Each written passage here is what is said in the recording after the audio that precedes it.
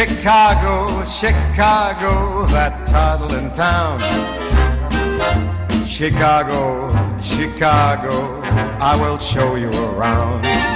Good morning, Bucknutters. It's Tuesday, July 29th, 2014. I'm Dan Rubin. This is the Bucknuts Morning 5. As you can tell from the intro music, we are talking Chicago and the Big Ten meetings today. Dave Biddle is on the scene and will join us here in a minute. Want to let you know a couple other things that are coming up on the site today besides wall-to-wall Big Ten Media Days coverage. Got a great boarding house for you with some really interesting items on Lawrence Cager, who has clearly made an impression not just on Ohio State, but on some other huge programs in the country. Seems like he is actually the legit receiver Ohio State could be looking for, and yet more coverage coming from what was an incredible Friday Night Lights from guys like Alex Gleitman and others. Sit back and enjoy and let Dave take you through media days from yesterday and let you know what's going on today here on the Bucknuts Morning 5.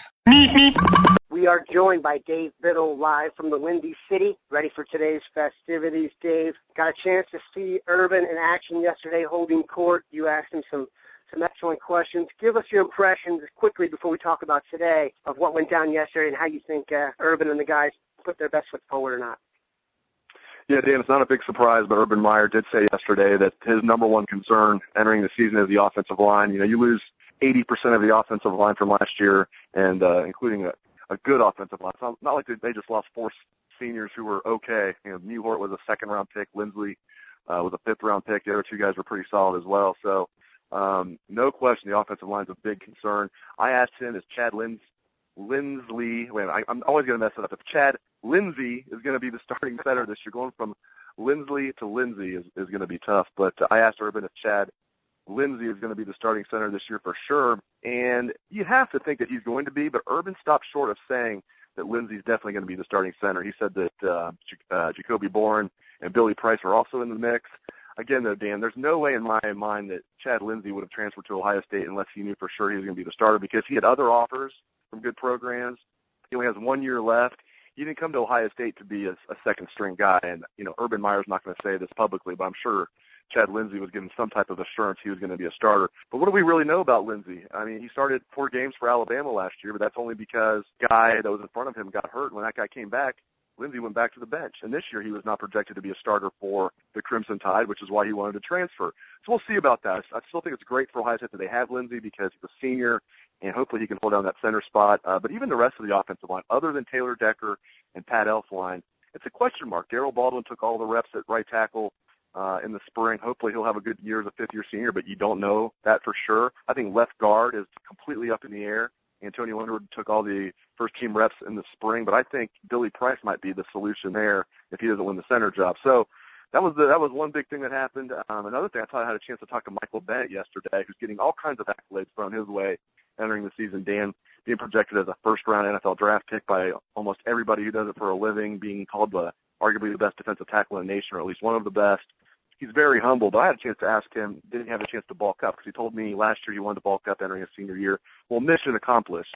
He's gone from 285 to 296. He said he's been flirting with 298, and it's good weight. He's stronger, he's quicker, and he hasn't lost any of his speed. So I thought that was good news that Michael Bennett is healthy. Also yesterday, Jeff Hireman told us that he's 100% healthy.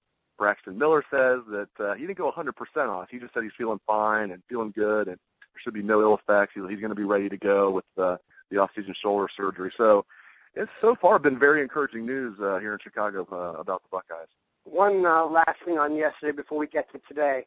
Were you surprised at how definitive Urban was about the backup quarterback situation? You know, I don't think so, because, you know, that's all we heard in the spring was that he was talked up Cardale Jones and talked him up. And Cardale, to his credit, has done a 180. He had the infamous quote, you know, why we have to go to class, I didn't come here to play school. You know, that those viral tweet that even made an Ole Miss textbook, I think, this year about, you know, in a social media class down there. So this is a kid that's done a complete 180. He's doing all the right things, not to talk to the coaches. And the physical tools are there. I still tend to think JT Barrett's more in the mix than what they're letting on. I think that they want to build up Cardale Jones' confidence. I don't think they want there to be any chance of him transferring. But I still think JT Barrett, if Braxton Miller has to miss multiple games, JT Barrett's a better passer, in my opinion, than Cardale. But Cardale can come in. Let's say Braxton misses a few plays in a big game. Cardale can come in and hold the fort down. He can run well, and he has a strong arm. He's not going to be very consistent, I don't think, as a passer yet. But I mean, he looks like a tight end out there and runs like a running back. So I'm excited about seeing Cardale Jones out there this year.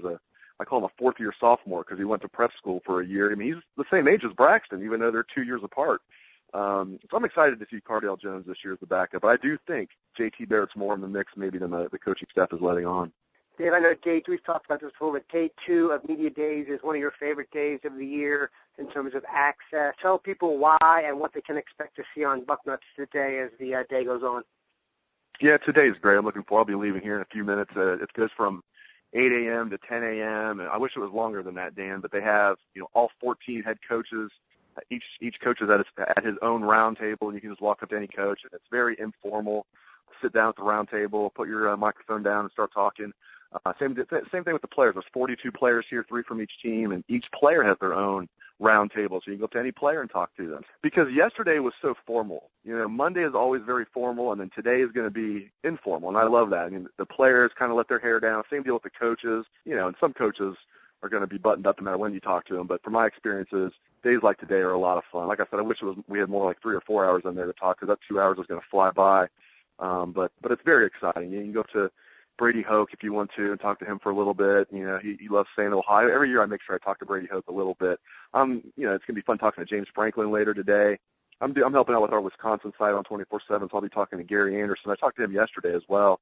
What a class act. And I'm glad Wisconsin's not in Ohio State's division anymore, because I think he's going to do good things there. And I know Ohio State and Wisconsin are not scheduled to play this year, but I'm willing to bet they will face off at some point this year in Indianapolis, the Big Ten championship game. I'm just very impressed by Gary Anderson. So it's going to be cool today to talk to a lot of the head coaches, talk to a lot of the players, and we're going to have wall-to-wall coverage on Bucknuts later today, just like we did yesterday. Steve Hellwagon and I are in Chicago. We'll do notebooks, we'll do bolts, we'll do standalone stories. So we're going to have tons of coverage on Bucknuts later today. Okay, last thing before I let you go. When you're rubbing elbows with your media brethren out there, do you get the sense that Ohio State is the favorite among the scribes or Michigan State? Definitely Ohio State. I think people are just very careful to say, why isn't Michigan State getting more respect? Because Ohio State, is picked to win their division, and obviously Michigan State's in the same division as Ohio State now. And I think people think that have covered the Big Ten for a while are a little skeptical that Michigan State's going to be able to do it 2 years in a row. They were able to sneak up on some people last year. They lost early to Notre Dame, and even when they started getting rolling, I think people thought, they're going to lose at some point. They're definitely going to lose to Ohio State in the Big Ten championship game. And even after that, they're definitely going to lose to Stanford in the Rose Bowl. No, Michigan State had a tremendous season, one of their best in school history, going 13-1. I would say their best, but they won a few national championships back in the day, so you can't call it their best season, but certainly their best in many, many years. And I like Mark D'Antonio a lot. So other than them beating Ohio State, I was actually happy to see Michigan State do that. But talking to the writers, I think people are skeptical that Michigan State can do it 2 years in a row, because now they're the hunted. Mark D'Antonio, to his credit, talked about that yesterday, and he seems to embrace the role of being the hunted. But again, I think it's going to be tough for them. Everybody's going to bring their A game when they play Michigan State this year. Ohio State's players, you can already see them. They could be laughing one moment. Yesterday, Braxton Miller was laughing and joking about something. Then somebody asked him about Michigan State. Boom, he got serious in a heartbeat. So, they already know that the day of the game. You hear them talk November 8th, we're going to be ready. I mean, they're talking about like it's the Michigan game. They're talking almost like they're talking about Michigan State like it's Michigan, just because of how down Michigan is. And I think Michigan might be better than a lot of people think this year, but no question, Michigan State is the marquee game in the Big Ten this year. Ohio State and Michigan State in East Lansing. But yeah, talking to most of the writers, they seem to think Ohio State is the team to beat, but they also seem to think it's going to be a somewhat close battle. I don't think Ohio State's head and shoulders above Michigan State or some of the other teams, but certainly Ohio State with Braxton Miller, with one of the best defensive lines in the country, maybe the best defensive line. I can see why expectations are high for Ohio State, not just in Columbus, not just in Ohio, not just amongst Ohio State fans, but why you have national writers thinking this could be a team that makes the inaugural 4-team playoff. All right, Dave, have a great day. We'll be following you intently on the site, and we appreciate all the coverage, brother. My pleasure.